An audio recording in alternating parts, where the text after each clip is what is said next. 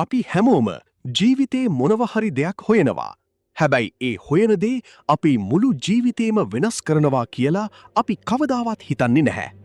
අද මම අරන් ආවේ ගේමිං ලෝකේ මම දැකපු පට්ටම සිනමැටික් එක්ස්පීරියන්ස් එකක් ගැන. එහෙනම් කතා කරමු.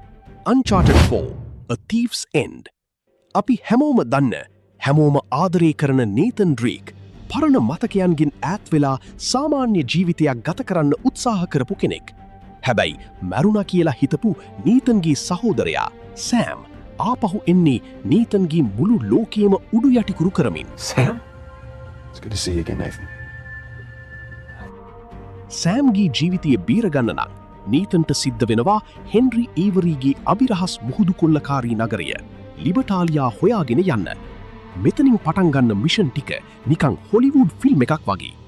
මතකද මැඩගස්කරේ මඩ අස්සේ ජිප් එකකින් යන ඒ ලුහු බැදීමයි පරණ බිල්ඩින් කඩාගෙන වැටෙද්දී කරන සටන් ටිකයි සිරාවටම ඇඟ හිරි වැටෙනවා. හැබැයි වැඩියෙන්ම කතා කරන්න ඕනි මේකේ විෂුවල්ස් ගැන. මේ ගේම් එක ආවේ 2016 දී. හැබැයි අද 2026 වෙලත් මේකේ තියෙන මයික්‍රෝ ඩීටේල්ස් අලුතින් එන next gen games පවා පරාජය කරනවා. ඒ කාලේම පාවිච්චි කරපු motion capture තාක්ෂණය සහ dynamic lighting කොච්චර advanced ද කියනවා නම් අවුරුදු 10ක් පරණයි කියලා හිතන්නවත් බෑ.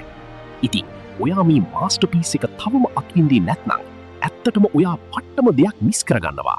මේක ප්ලේ කරපු අය කමෙන්ට් එකක් දාන්න ඔයාලගේ හිතට තදින්ම දැනුණ කොටස මොකක්ද කියලා.